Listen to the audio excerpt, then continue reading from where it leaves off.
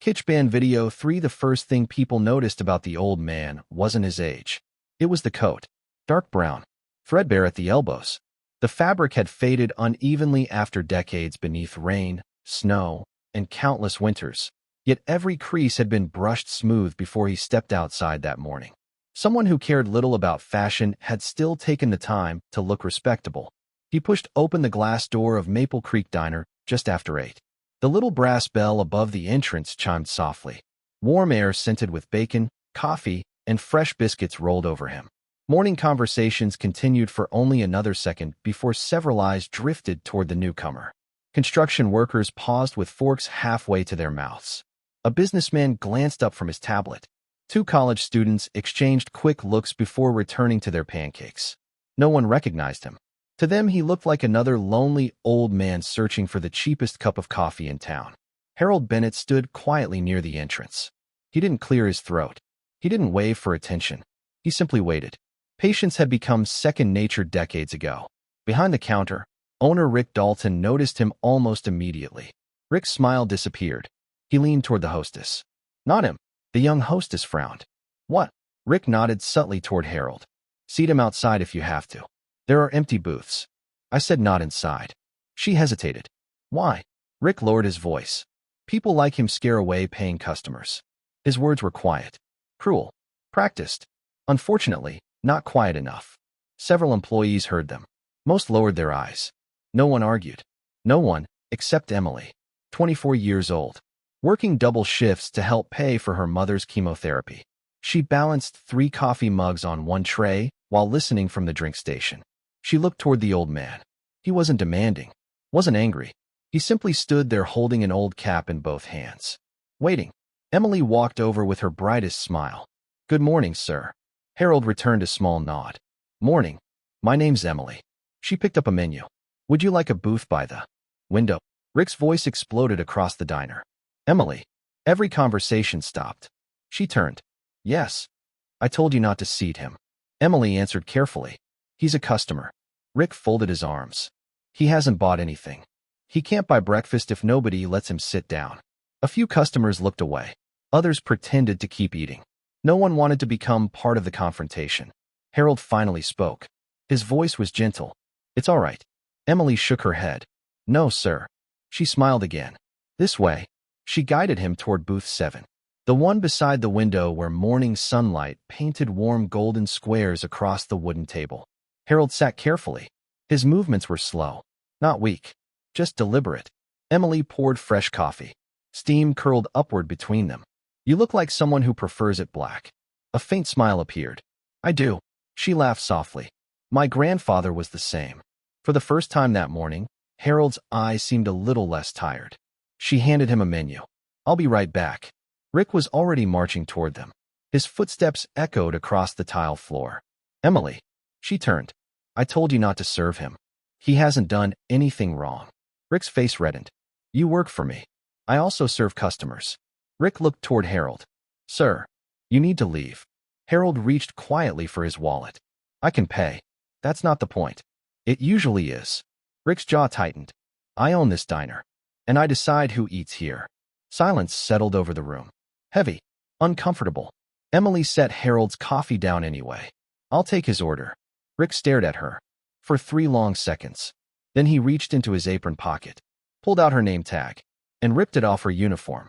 The sound of Emily's name tag hitting the polished wooden floor seemed louder than it should have. No one moved.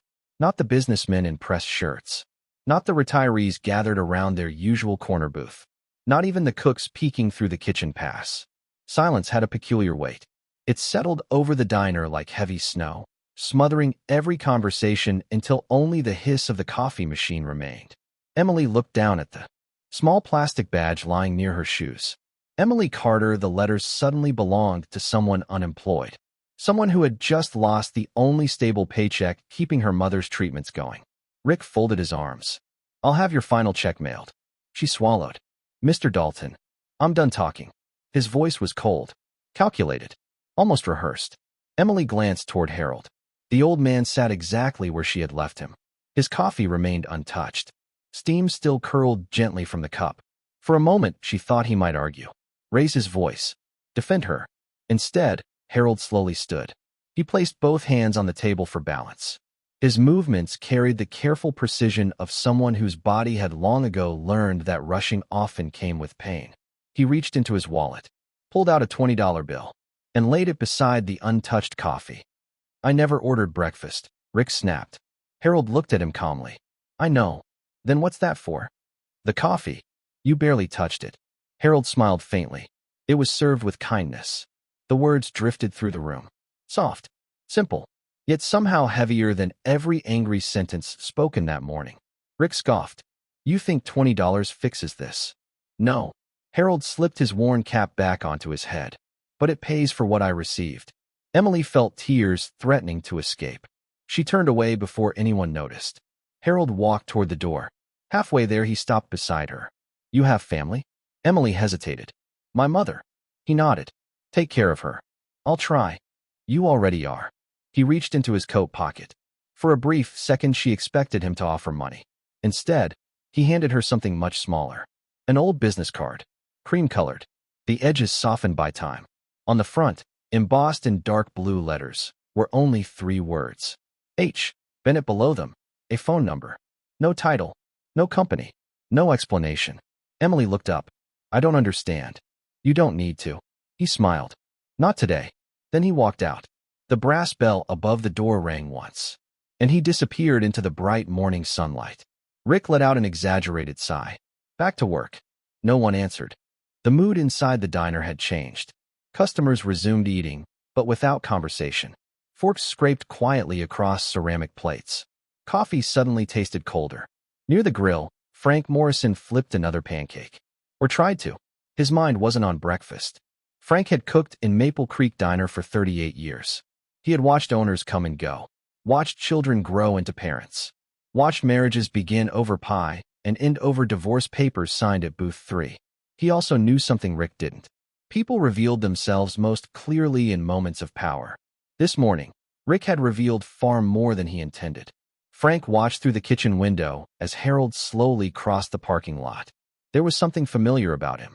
Not his face, his posture, the way he paused before stepping off a curb, the habit of scanning reflections in windows rather than turning his head, the way he noticed everything while pretending to notice nothing.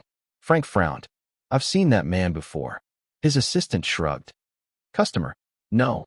"Neighbor?" Frank kept staring. "No." Somewhere deep inside his memory, a much younger version of that same man stood laughing beside another family. A ribbon-cutting ceremony. Fresh paint. New windows. The diner. 40 years earlier. The memory flickered only for an instant before disappearing again. Frank rubbed his forehead. "Where do I know him from?" Outside, Harold reached an aging blue pickup truck parked beneath an old maple tree. The truck wasn't restored. It wasn't collectible. It simply looked cared for, like its owner. He opened the driver's door slowly. Before climbing inside, he looked back toward the diner. Not with anger, not with regret, only with quiet sadness. He had seen businesses fail before, rarely because of money, almost always because someone forgot why people walked through the front door in the first place. Respect, warmth, belonging. Those things never appeared on financial statements. Yet they determined everything. He started the engine. The old V8 rumbled awake. As he pulled away, the diner grew smaller in his rearview mirror. But one image refused to disappear. A young waitress standing silently beside the counter, trying not to cry because she had chosen kindness over fear. Harold tightened his grip on the steering wheel. For nearly 20 miles, he drove without turning on the radio. The countryside rolled past in shades of green and gold. Fence posts, cornfields, old barns weathered by time. His thoughts drifted somewhere far beyond the highway. Finally, he spoke aloud to the empty cab. "I made a promise." The words were barely louder than a whisper. "I guess it's time I kept it." He pressed a single button on the dashboard. The truck's hands-free phone connected automatically. After 2 rings, a calm female voice answered. "Good morning, Bennett Family Office." "It's Harold." A brief pause. Then warmth entered her voice. "Mr. Bennett, I need Margaret." "Right away." Another click. Then a new voice. Older. Professional. "Harold, I've found it." "The property?" "Yes." "Are you certain?" Harold glanced once more toward the disappearing diner in his mirror. More certain than I've been in 50 years. Margaret waited. She knew him well enough not to interrupt. Finally, he said the words that would quietly change dozens of lives. I want you to buy the diner. Silence. Then the whole business? Everything. The land, too. Everything. When Harold's eyes never left the road ahead. Before the week is over. The breakfast rush usually ended around 10. By 1:30, Maple Creek Diner had settled into its familiar rhythm. Coffee cups clinked softly against saucers. The grill hissed. Country music drifted lazily from an aging radio above the pie display. On the surface, everything looked normal. It wasn't. Something invisible had been left behind when Harold Bennett walked out the front door. Even the regular customers felt it. They couldn't explain why. They simply finished their meals faster than usual and left smaller conversations behind. Only Rick Dalton seemed unaffected. He stood behind the register counting receipts. One old man, he muttered. One waitress. No loss. He slammed the cash drawer shut. People need to learn who's in charge. No one answered. Not because they agreed. Because experience had taught them. Disagreement came with consequences. Emily sat alone in her little Honda across the street. She hadn't driven away. Not yet. Her uniform was folded carefully on the passenger seat. She stared at it through blurred eyes. 5 years. 5 birthdays missed. Double shifts. Holiday weekends. Working Christmas mornings. Working Thanksgiving nights. She had never once been written up. Never called in sick unless her mother was in the hospital. Never stolen. Never complained. Gone. In less than 3 minutes. Her phone buzzed. Mom Redheart. Emily took a slow breath before answering. Hi, Mom. Sweetheart, are you off already? Emily closed her eyes. Yeah. You sound tired. It was busy. You remembered to eat? Emily looked toward the untouched sandwich still wrapped inside her lunch bag. I will. Her mother's voice softened. The doctor called. Emily's heart tightened. What did he say? The next treatment is Friday. Another pause. I know it's expensive. Emily forced a smile her mother couldn't see. We'll figure it out. You always say that. Because we always do. When the call ended, Emily lowered the phone into her lap. For the first time in years, she had no idea what came next. Inside the diner, Frank Morrison couldn't shake the feeling gnawing at the back of his mind. He wiped the same counter 3 times without realizing it. Something about the old man. The eyes. The voice. Even the way he held that coffee cup. It all felt strangely familiar. He walked into the storage room. Not because he needed supplies. Because he needed silence. Old memories often arrived better without noise. Boxes lined dusty shelves. Old menus. Receipts. Holiday decorations. Broken coffee makers nobody had bothered to throw away. Near the back sat an aging filing cabinet. Its paint had chipped decades earlier. Frank pulled open the bottom drawer. Folders. Invoices. Tax records. Employee photographs. His fingers stopped. A thick photo album. Maple Creek Diner grand reopening 1984. He smiled. I haven't seen this thing in years. Dust floated through a shaft of sunlight as he opened the cover. There they were. The founders. George and Helen Parker. The original waitresses. Teenagers who were now grandparents. Customers packed shoulder to shoulder beneath bright balloons. Frank slowly turned another page. Ribbon cutting ceremony. Another page. New kitchen equipment arriving. Another page. Then his hand froze. Near the center of one photograph stood a young man. Tall. Broad-shouldered. Dark hair. Wearing faded jeans and carrying lumber over one shoulder. He wasn't posing. He wasn't looking at the camera. He was helping rebuild the dining room after the fire that had nearly destroyed the place. Frank leaned closer. His breathing slowed. No, he whispered. It can't be. He removed his glasses. Wiped them. Looked again. The same calm eyes. The same quiet expression. 40 years younger. Harold Bennett. Frank's heart skipped. My God. He remembered now. Not everything. Just enough. The fire. Insurance delays. Banks refusing emergency loans. The Parkers on the verge of losing everything. Then one morning, a stranger had appeared. Not asking questions. Not expecting praise. Simply working. Hammering. Painting. Hauling lumber. Repairing booths. Replacing windows. For nearly 3 weeks. When George Parker had tried to pay him, the young man had smiled. I already owe this place more than you'll ever know. No one understood what he meant. Then one morning, he was gone. Just like that. Frank stared at the photograph. His hands trembled slightly. Rick, he murmured. You fool. Across town, Harold Bennett pulled into a long gravel driveway bordered by towering oak trees. At the end stood an old farmhouse. Simple, white, immaculately maintained. It wasn't the home of a billionaire. It looked like the home of a man who valued peace more than appearances. He carried only one thing inside, a weathered wooden box. The brass latch squeaked softly as he opened it on the dining room table. Inside rested dozens of carefully organized folders. Old letters, property deeds, black and white photographs, military papers, business contracts, each wrapped in protective sleeves despite their age. At the very bottom lay a faded envelope. Across the front, written in elegant handwriting, to Harold. If you ever come back, he opened it. Carefully, the paper crackled. Inside was a letter dated nearly 43 years earlier. Harold, if you're reading this, then life finally brought you back here. Helen and I will probably be long gone by then. You saved this family twice. Once overseas, once right here at home. You never let us repay you. So we found another way. One day, if this diner ever loses what made it special, come back. Do whatever needs to be done. Promise me kindness will always own this place, even if our family no longer does. Your friend, George Parker. Harold folded the letter with extraordinary care. His eyes remained fixed on George's signature. Outside, the afternoon breeze stirred the maple trees. Inside the farmhouse, a promise made 4 decades earlier had quietly awakened. Harold reached for the telephone once more. This time there was no hesitation. Margaret, I'm here. I found George's letter. I thought you might begin the acquisition. Already underway. And Margaret? Yes. I don't want anyone frightened. No hostile takeover. No publicity. No lawyers walking through the front door. I understand.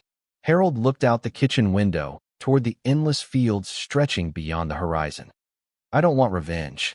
I just want that little diner to remember why it was built. He gently placed George's letter back into the wooden box. Far away, Emily was filling out applications she wasn't sure anyone would read. Rick Dalton was congratulating himself for protecting his business. Frank Morrison was staring at a 40-year-old photograph that refused to let him breathe normally. And none of them, not a single one, had any idea that the quiet old man in the faded brown coat had just set in motion a promise that had been waiting more than 40 years to be fulfilled. The following morning began like every other. At least, that's what Rick Dalton believed. He unlocked the front door at 6 sharp, flipped the lights on, started the coffee machines, counted the cash drawer. Routine. Predictable. Safe. He liked things that way. Businesses, in his mind, were simple. Sell breakfast. Collect money. Repeat tomorrow. He never imagined that somewhere across town, 3 people in tailored suits were already studying the ownership history of Maple Creek Diner. And every page they turned carried Harold Bennett's fingerprints, whether anyone realized it or not. Emily had been awake since 4. Not because she wanted to, because worry refused to let her sleep. By 7:30, she had already visited 2 restaurants. One wasn't hiring. The other offered only weekend shifts. Neither paid enough to cover her mother's treatments. She climbed back into her aging Honda. The fuel gauge hovered just above empty. She sighed. I can't afford to keep driving around. Her phone buzzed. An email. Application status. Not selected. She didn't even remember which restaurant it was. There were already too many. She closed her eyes. For the first time in years, hope felt expensive. Across the county, Harold Bennett sat on the wide wooden porch of his farmhouse. A steaming mug rested beside him. Not coffee. Tea. His doctor had convinced him to give up coffee years earlier. He still missed it. The morning breeze carried the scent of freshly cut hay across the fields. Birdsong drifted through the old oak trees. Peace. It was a peace he had spent decades earning. A black sedan rolled slowly up the gravel driveway. Margaret Ellis stepped out. 70 years old. Elegant without trying. She had managed the Bennett family office for nearly 35 years. She carried a leather briefcase thicker than most phone books. Harold smiled. You drove yourself. I don't trust anyone else with this. She sat beside him. No assistants. No attorneys. They're waiting. She opened the briefcase. Inside were neatly organized folders. Property maps. Corporate filings. Tax records. Loan histories. Harold glanced at the top document. Maple Creek Diner LLC. Margaret slid another file toward him. You were right. Harold raised an eyebrow. The property is in trouble. Financially, she nodded. Worse than anyone knows. Rick Dalton had borrowed heavily 3 years earlier. A second mortgage, equipment loans, short-term operating credit, high-interest refinancing after the pandemic. On paper, the diner looked successful. Reality told another story. Revenue had recovered. Debt had not. Margaret continued. He owes just under $2.8 million. Harold remained quiet. The bank extended his deadlines twice. And now, they've stopped waiting. She placed another folder on top. The note matures in 12 days. Harold looked toward the distant fields. So George's diner is already disappearing. I'm afraid so. Margaret hesitated. There is something else. Harold waited. The bank isn't planning to keep the property. They never do. They already have buyers. Developers? She nodded. They want the land. Harold's expression didn't change, but something in his eyes grew heavier. The diner would be demolished, probably within 6 months. Silence settled between them. A tractor hummed somewhere beyond the cornfields. Finally, Harold spoke. No. Margaret looked at him. I won't let that happen. She opened one final folder. This is where it becomes interesting. Inside rested an old legal agreement dated 42 years earlier. Its paper had yellowed with age. George Parker's signature filled the bottom. Helen Parker's signature rested beside it. Margaret turned the page. There was a contingency clause. Harold remembered. Barely. George had insisted. Harold had refused. George had insisted again. Eventually, Harold signed simply to end the argument. He had never expected the document to matter. Margaret smiled softly. It matters now. She tapped one paragraph. In exchange for the reconstruction funding, the Bennett Trust received a permanent right of first refusal on any future sale of the property. Harold nodded slowly. So before anyone else can buy it, they must offer it to you. And they haven't. No. Margaret closed the folder. The bank overlooked the filing. Harold chuckled quietly. George always did enjoy surprises. Meanwhile, Frank Morrison couldn't stop thinking about the old photograph. During lunch, he carried the dusty album into the office. Rick barely looked up. What? You remember the fire? Rick shrugged. It happened before I bought the place. Frank opened the album. See this man? Rick glanced for less than 2 seconds. So, that's the old customer from yesterday. No, it isn't. It is. Rick laughed. You've been working over a hot grill too long. Frank pointed again. He helped rebuild this diner. So, you don't understand. No, Frank. Rick leaned back in his chair. You don't understand. I own this place now. I don't care who swung a hammer 40 years ago. Frank slowly closed the album. Disappointment settled across his face. Some people couldn't recognize history, even when it was staring directly at them. That afternoon, Emily stopped at the hospital before going home. Her mother slept peacefully beneath a thin blue blanket, and 4-pump clicked steadily beside the bed. Emily sat quietly and held her mother's hand. I'm sorry. She whispered it so softly that even she barely heard herself. I should have done more. A gentle voice answered from the doorway. You did. Emily turned. Nurse Linda smiled warmly. Your mother talks about you all the time. Emily managed a tired smile. I lost my job yesterday. Linda's smile faded. I'm sorry. Emily looked back toward her sleeping mother. I don't know what happens now. Linda hesitated, then reached into her pocket. There was a gentleman here earlier. Emily frowned. He asked about your mother. What? He didn't give his name. He only asked whether she'd been receiving good care. Emily blinked. He left this. The nurse handed her a sealed envelope. No return address. No stamp. Only 2 handwritten words. For Emily, her fingers trembled slightly as she opened it. Inside, there was no money. No check. Just a folded note. Written in careful handwriting. Kindness is rarely rewarded immediately. That doesn't mean it goes unnoticed. Emily read it twice. Then a third time. At the bottom, there were only 2 initials. HB. She stared at the letters for a long time, then looked out the hospital window toward the fading afternoon sun. For the first time since losing her job, she smiled. Just a little. Because somehow, she no longer felt completely alone. The letter remained on Emily's nightstand.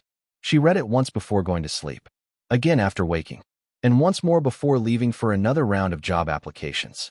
The words never changed, yet each time they felt heavier. Kindness is rarely rewarded immediately. That doesn't mean it goes unnoticed. 2 initials. Whoever Harold Bennett really was. He had somehow seen her far more clearly than people who had worked beside her for years. 40 miles away, Harold unlocked the old wooden box once again. Morning sunlight poured through the farmhouse windows, illuminating photographs that had not seen daylight in decades. Margaret sat quietly across from him. She had learned long ago that silence often invited better stories than questions. Harold lifted a faded black and white photograph.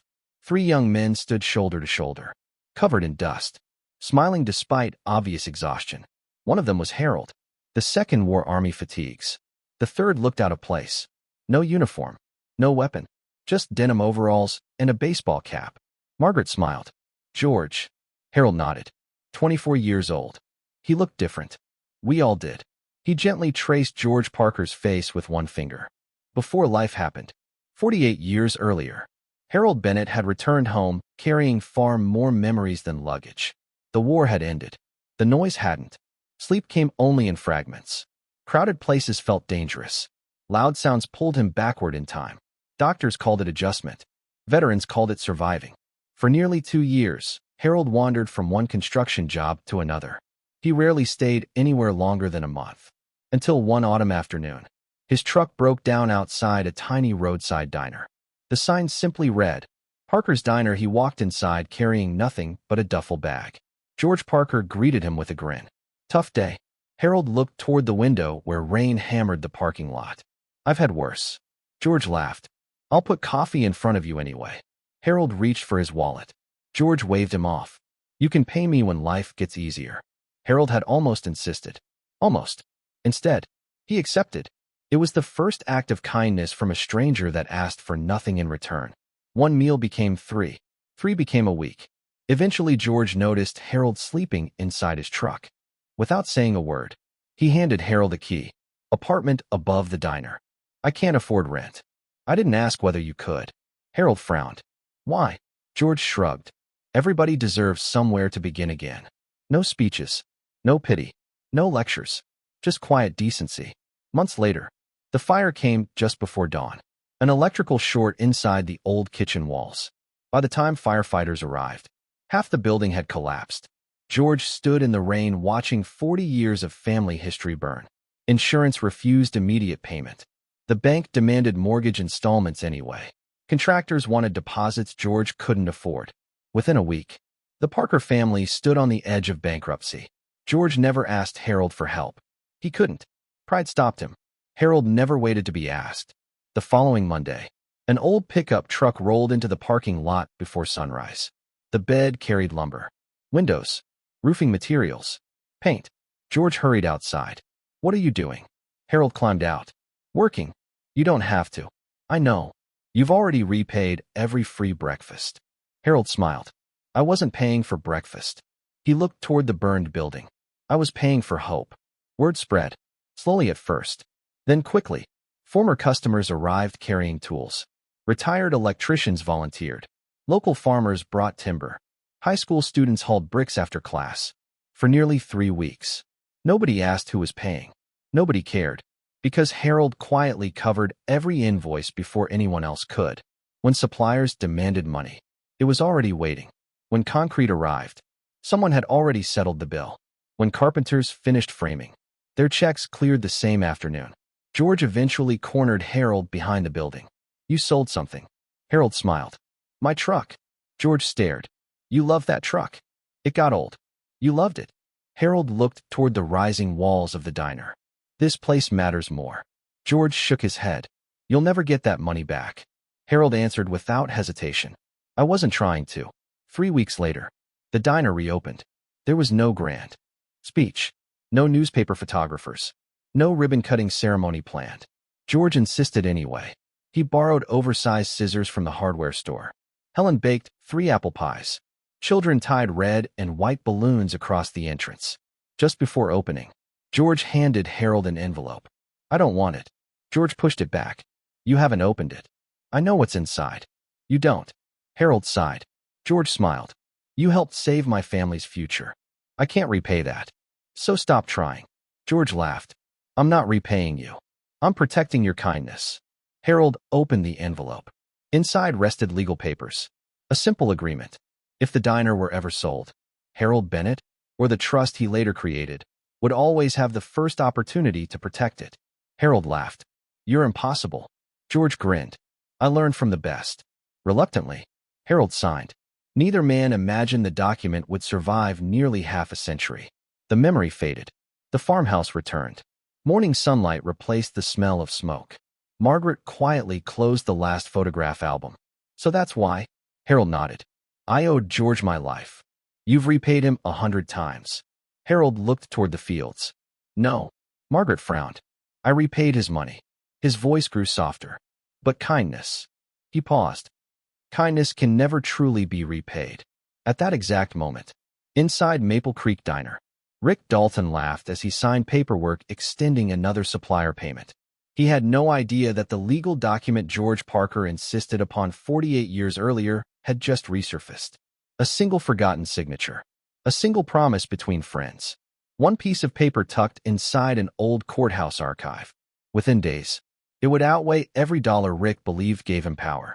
And for the first time in decades, George Parker's final wish was quietly making its way home. The phone rang at exactly 9:17 on Tuesday morning. Rick Dalton almost ignored it. Breakfast was ending. The register needed balancing. 2 suppliers were waiting for callbacks. He glanced at the screen. First National Commercial Bank. He sighed. They finally want their money. He forced a confident smile before answering. Rick Dalton speaking. The woman on the other end sounded calm. Professional. Almost apologetic. Good morning, Mr. Dalton. My name is Susan Avery. I'm calling regarding your commercial loan. Rick leaned back. Yes. There has been a change. His stomach tightened. What kind of change?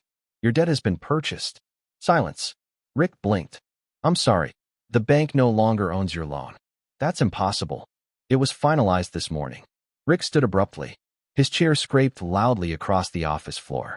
Purchased by who? I'm not authorized to disclose that. You have to tell me. I'm afraid I cannot. Rick's heartbeat quickened. Is it another bank?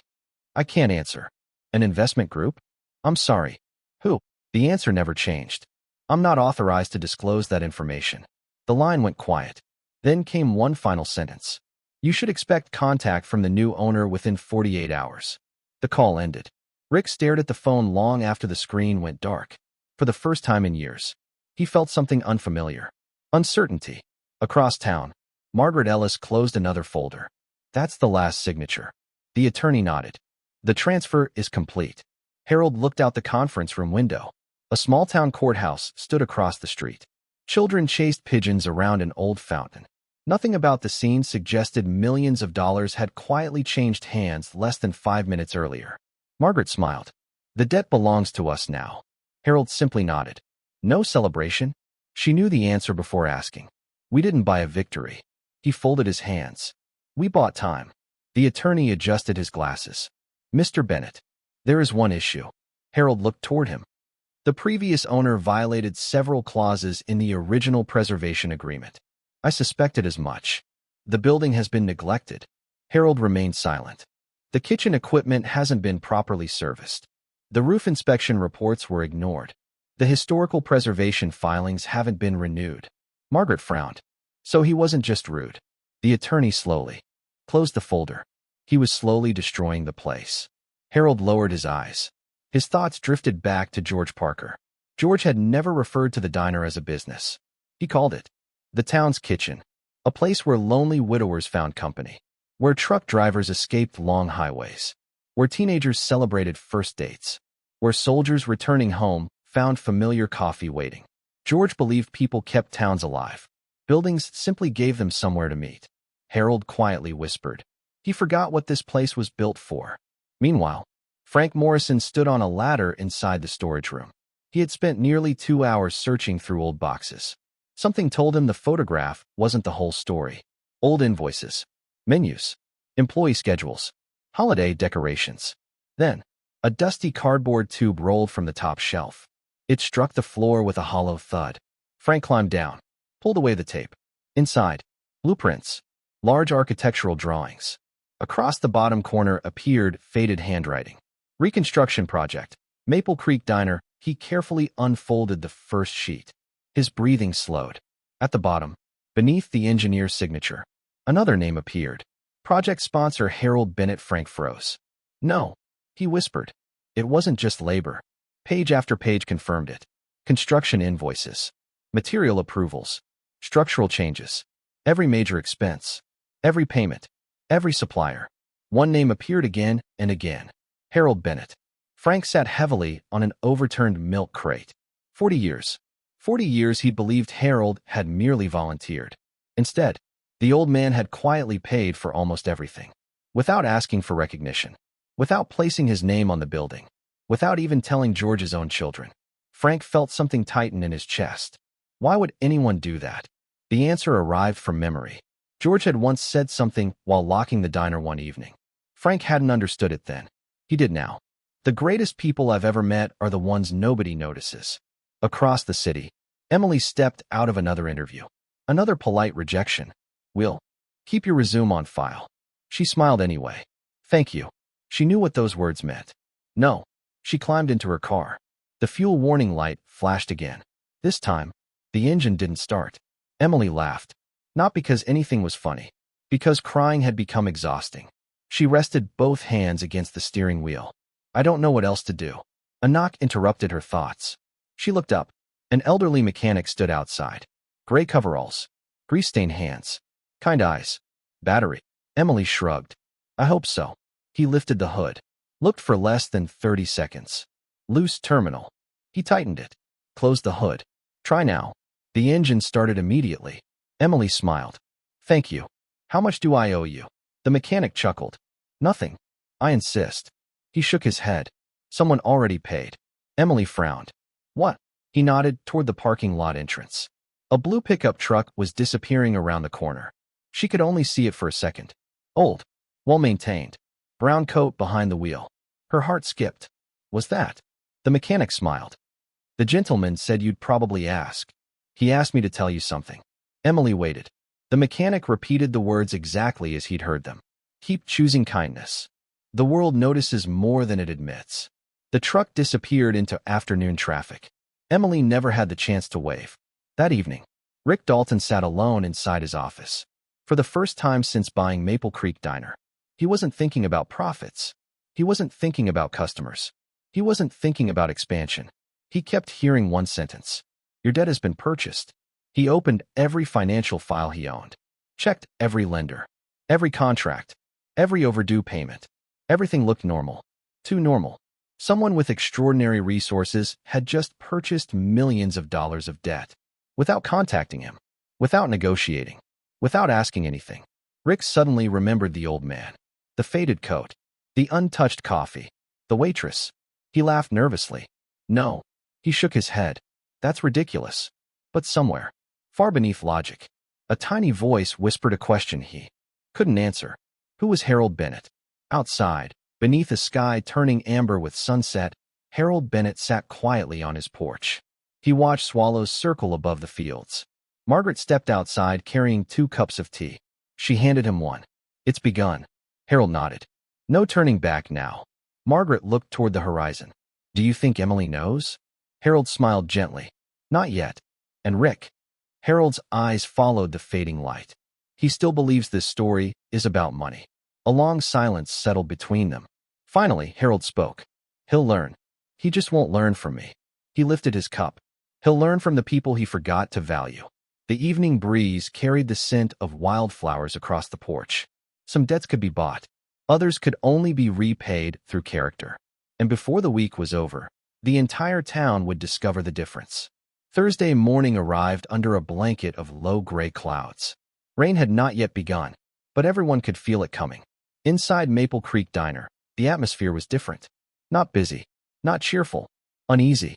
For reasons Rick Dalton couldn't explain, customers seemed quieter than usual. Several longtime regulars had chosen booths by the windows instead of their favorite seats. Others lingered over coffee, whispering among themselves. Rumors traveled quickly in a small town. And by now, people had started asking questions. Frank Morrison arrived an hour early. Not to cook, to search. He carried the old blueprint tube beneath one arm and the photo album under the other. This time, he wasn't looking for memories. He was looking for proof. Inside another dusty filing cabinet rested decades of newspaper clippings. Most celebrated ordinary things.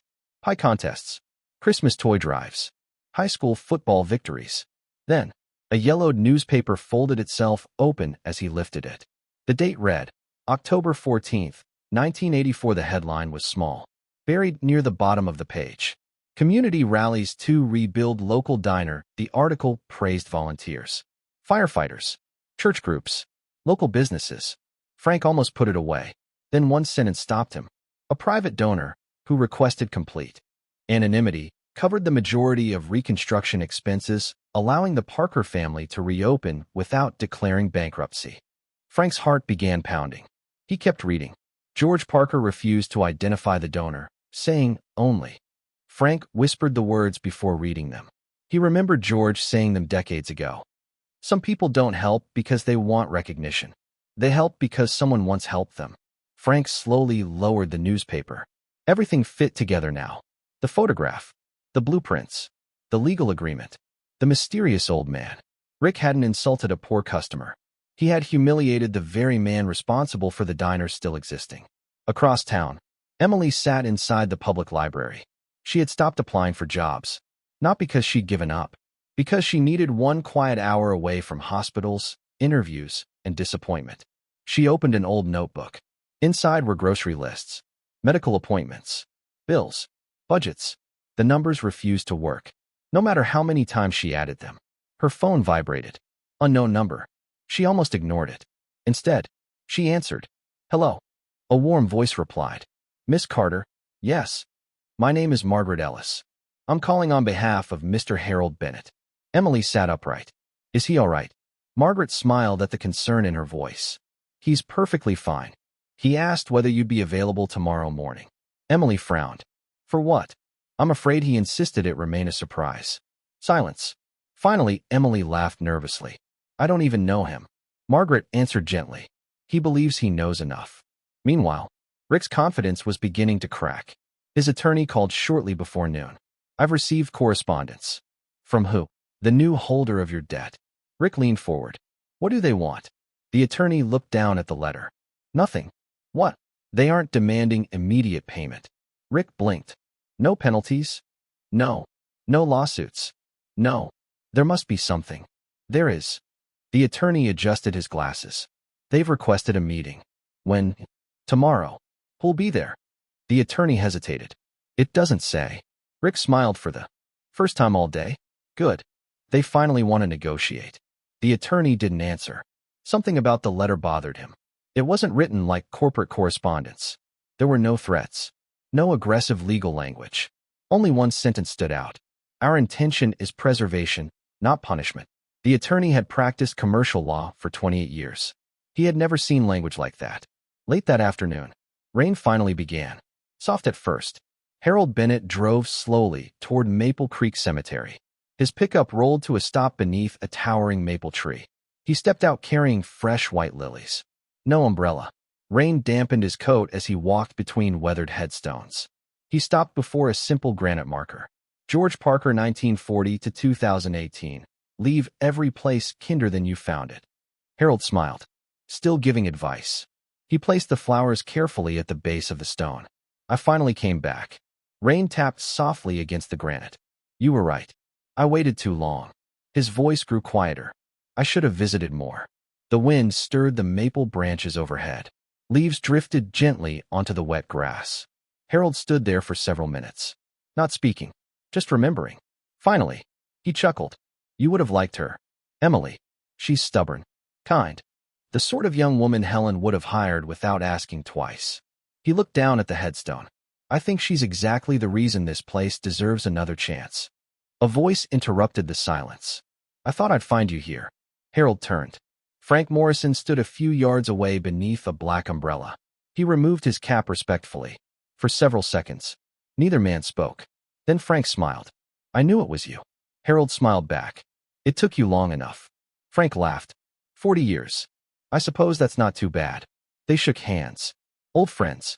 Older than either had realized. Frank looked toward George's grave. He never told anyone. I asked him not to. You paid for everything. Harold shrugged. It needed doing. Frank shook his head in disbelief. Rick has no idea who you are. Harold looked toward the gray sky. He doesn't need to. Frank frowned. After what he did, Harold answered without hesitation. This isn't about teaching Rick who I am. He looked down at George's headstone. It's about reminding everyone what George built. Frank felt his throat tighten. Even now, Harold wasn't interested in revenge. Only restoration. Frank finally understood why George had trusted him with the diner's future. Some people protected buildings. Harold protected the values inside them. As the rain continued to fall, the two old friends stood in silence beside George Parker's grave. Neither noticed the young groundskeeper working nearby, but he noticed them. He watched the respect in Frank's posture. He heard only fragments of their conversation. One name, one promise, one quiet sentence. And by evening, that story would begin spreading through town. Not as gossip, as gratitude. Friday morning arrived with clear skies. After 2 days of rain, the town looked freshly washed. Sunlight spilled across Main Street. The flag outside City Hall fluttered gently in the cool breeze. Everything seemed peaceful, except inside Maple Creek Diner. Rick Dalton had barely slept. He had spent most of the night reviewing financial statements that no longer comforted him. Every number looked the same, yet everything had changed. Someone now owned every dollar he owed. Someone who had asked for a meeting. Someone who had refused to identify themselves. At exactly 9:55 a.m., his attorney arrived. 5 minutes later, a black sedan pulled quietly into the parking lot. Then another. No flashing lights. No expensive luxury convoy. No security detail. Just ordinary-looking people carrying leather briefcases. Rick forced a smile. They're here. The front door opened. Margaret Ellis entered first. Calm. Professional. Behind her walked attorney Daniel Reeves. The final person entered several seconds later. The little brass bell chimed softly. Every head turned. Harold Bennett. The same faded brown coat. The same worn boots. The same quiet eyes. He carried no briefcase. No folder. Only his old cap folded neatly in his hands. Rick stared. His smile disappeared. You? Harold nodded politely. Good morning. Rick laughed nervously. This is some kind of joke. Margaret answered. No, Mr. Dalton. I'm afraid it isn't. Customers stopped eating. Forks rested quietly on plates. Coffee cups remained suspended halfway to waiting lips. Even the kitchen seemed unusually silent. Frank Morrison stepped out from behind the grill. He knew this moment had finally arrived. Rick looked from Harold to the attorney, then back again. What is this? Daniel Reeves opened a slim folder. My client has requested a private conversation. Rick crossed his arms. My lawyer is staying. Of course. Harold finally spoke. His voice remained as calm as it had been the morning Emily lost her job. I have no interest in embarrassing you. Rick scoffed. Then why are you here? Harold looked slowly around the dining room.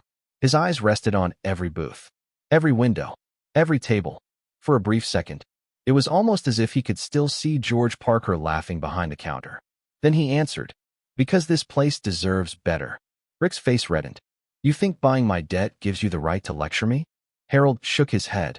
No, it gives me responsibility. Daniel quietly placed several documents on the table.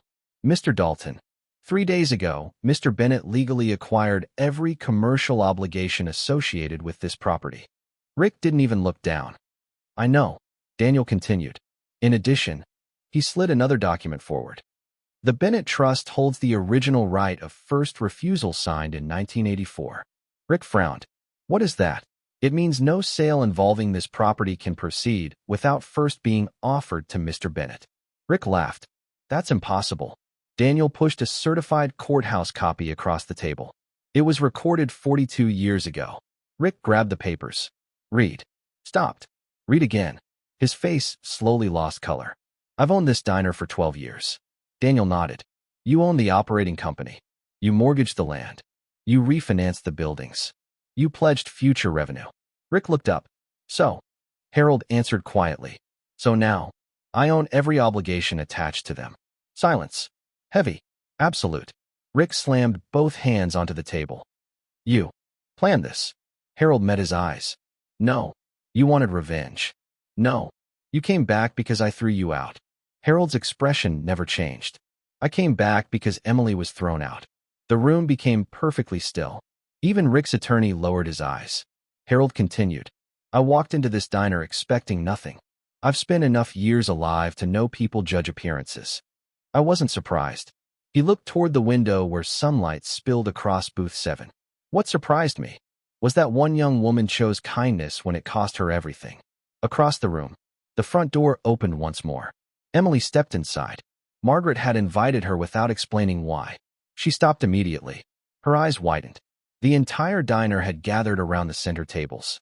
She saw Harold, Rick, lawyers, Frank, every employee. Harold smiled warmly. "Good morning, Emily." She nodded uncertainly. "You wanted to see me?"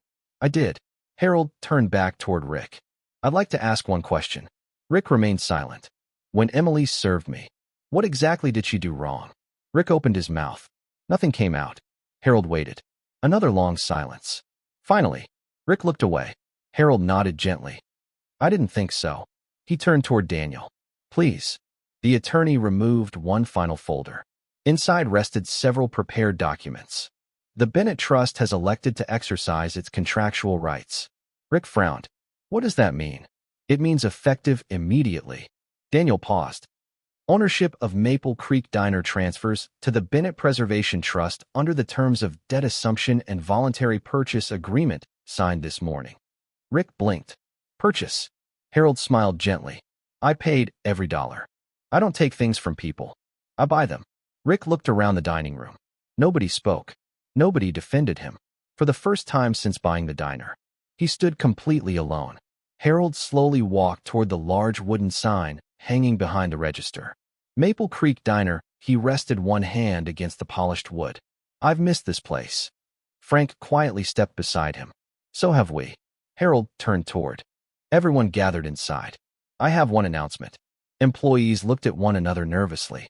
No one is losing their job. Several shoulders visibly relaxed. The cooks stay. The dishwashers stay. The servers stay. The managers stay. He looked directly at Rick. "If they remember that every customer deserves dignity." Rick lowered his eyes. He understood. The decision was no longer his. Finally, Harold looked at Emily. "I believe this diner is missing a waitress." Tears immediately filled her eyes. He smiled. "Your job is yours. If you still want it." Emily laughed through tears. "I'd love to come back." Customers throughout the diner began smiling. One elderly couple quietly started clapping. Then another table joined. Within seconds, the entire diner echoed with warm applause. Not because a businessman had bought a restaurant, but because kindness had finally found its way home. Harold stood quietly beside George Parker's old counter. For the first time in decades, Maple Creek Diner felt like itself again. The applause lasted only a few seconds. Harold wished it had ended sooner. He had never been comfortable standing at the center of attention. As the clapping faded, he quietly raised one hand. The diner fell silent again. Not because anyone had to, because everyone wanted to hear what the old man might say next. Harold looked around the room. Some faces were familiar. Others had never seen him before. Yet every person standing there had become part of the same story. A story that had never really been about ownership. "I suppose," Harold began softly, "everyone believes I came here to buy a diner." A few people smiled. He shook his head.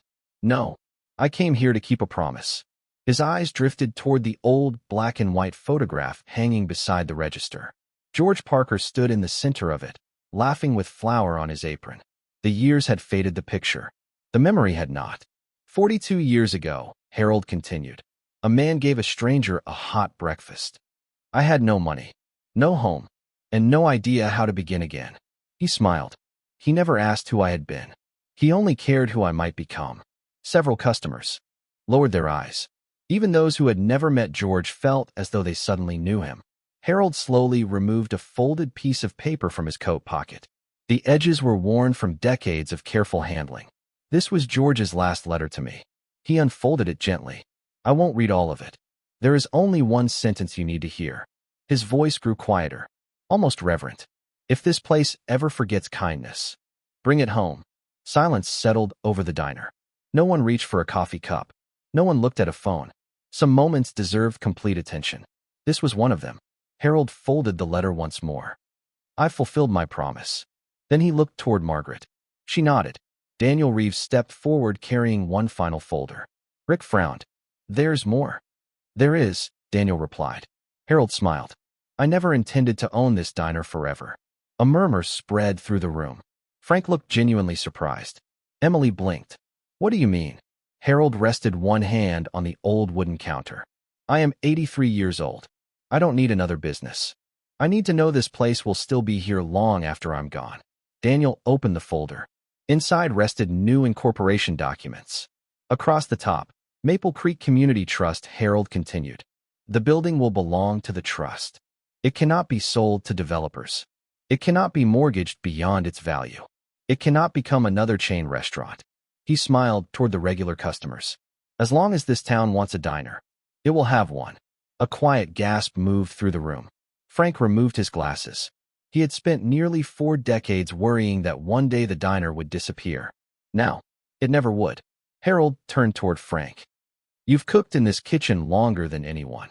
Frank laughed through damp eyes. Too long. No. Harold smiled. Long enough to remember what George believed. Frank nodded slowly. I do. I'd like you to oversee this place. Frank struggled to find words. I'm just a cook. Harold shook his head. No. You're its memory. Then Harold looked at Emily.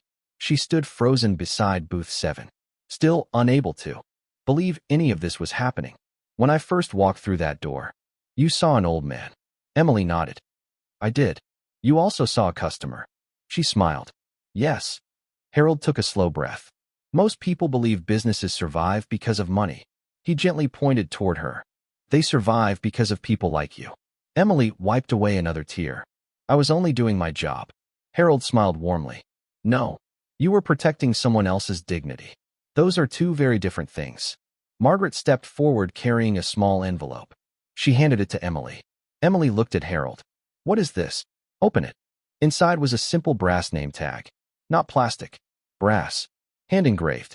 It read, Emily Carter Hospitality Director. Emily looked up in disbelief.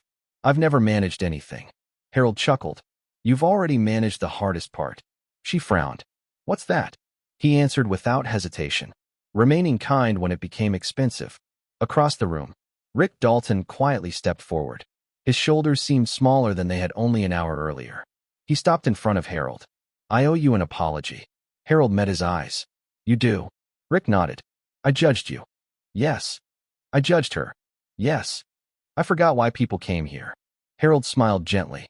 I think you did. Rick swallowed. I don't expect forgiveness. Harold was silent for a moment. Then he reached into his pocket, pulled out a folded $20 bill, the same one he had left beside the untouched coffee. He placed it in Rick's hand. I already paid for the coffee. Rick stared at it, confused. Harold smiled. But forgiveness is free. Rick's eyes filled. For the first time in years, he wasn't thinking like an owner or a businessman. He was simply a man who finally understood the cost of arrogance.